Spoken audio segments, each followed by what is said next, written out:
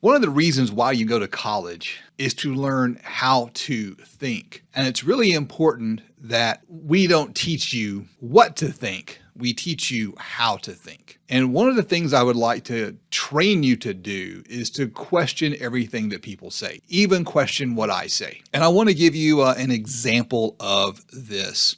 And it ties really in with our environmental economics lesson. In fact, I used to teach environmental economics at the end of the semester, and I've moved it to the front of the semester because I want to share with you, well, first of all, a quote from an economist named Thomas Sowell. Thomas Sowell said that there are no solutions, there are only trade-offs.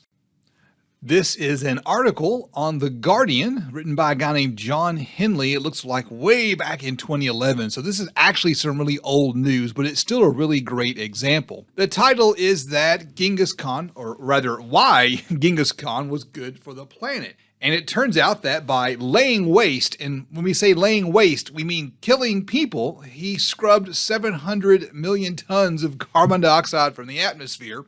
And apparently there was a study that has shown that historically you can look back and see that there was a drop in global temperatures as a result. Now, Genghis Khan killed 40 million people, not him personally, right? His armies. Apparently, one reason why he had such a big effect is that his empire lasted for so long. And in the process, Genghis Khan cooled the environment. And this is what I mean when I say that there are no solutions, there are only trade-offs. Now, I don't know the point that the author is trying to make. I'm not certain if the author is trying to say that Genghis Khan was a good guy because Genghis Khan helped the environment, or if the author is trying to point out that there's going to be real human cost associated with fixing global warming. The reality, though, is you can't just fix global warming because there are no solutions, there are only trade-offs. If you could wave a magic wand and make global warming go away at no cost, there would be no opposition to global warming. There would be no one doubting with the existence of global warming. We would just wave the magic wand, fix global warming, and go on with our lives. The reality is that there is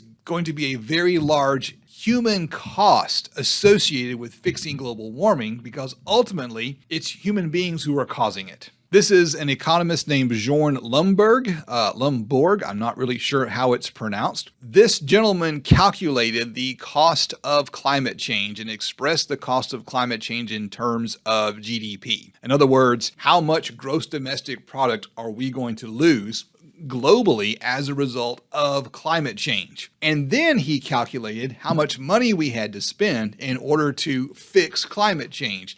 He concluded that the amount we would have to spend in order to combat climate change, to stop it, to fix it, to make it go away, he concluded that it's actually cheaper to not do anything about climate change. That is a very controversial viewpoint, but he backed it up with data and he backed it up with rigorous economic analysis. And I'm sharing this with you because everywhere you look, everywhere you go, you're getting a very specific message about climate change. And these are perspectives that people aren't really talking about because these are very uncomfortable perspectives. Again, the real issue with climate change is simply the cost of doing something about climate change. It's not free. When we start pulling back our electricity production and pulling back our food production in order to lower our carbon footprint, these things will have a cost in terms of human lives. Let me back that up with some information for you. This is an article on Forbes.com. Shutting down all of Japan's nuclear power plants after Fukushima was a bad idea. You may remember Fukushima, earthquake off the coast of Japan, created a massive tsunami. That tsunami wiped out the power going to a nuclear power plant, knocked out the emergency power generators, and the plant melted down, and a lot of nuclear contamination and radiation that spilled out into the sea. And it was a colossal train wreck,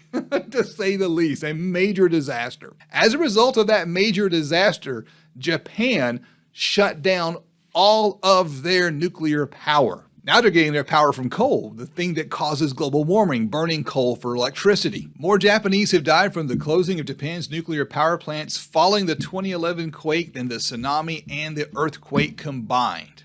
which was about 20,000 people. Here's what happened. When they shut down the nuclear power, the price of electricity went up. We're going to learn about a thing later on called the law of demand. The law of demand says that when a thing gets more expensive, people will buy less of it. When the price goes up, the quantity consumed goes down.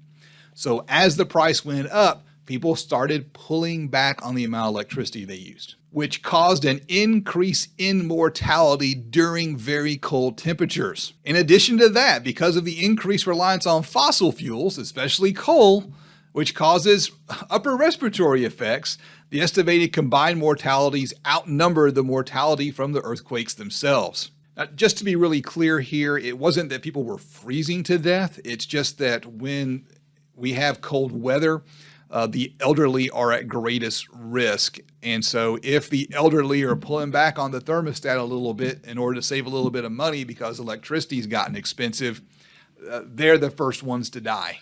I'm not talking theoretical here. I'm talking about very real effects. Our modern society is built on clearing land for agriculture so that we can eat and on burning fossil fuel so that we can have energy. The solution to global warming is less electricity and less food, which means less prosperity, more death, more despair. And I'm sure you've heard plenty of other perspectives about global warming, and I would like for you to take this perspective, put it in the back of your head, and think about it as you weigh all the evidence on global warming and what we should do about global warming.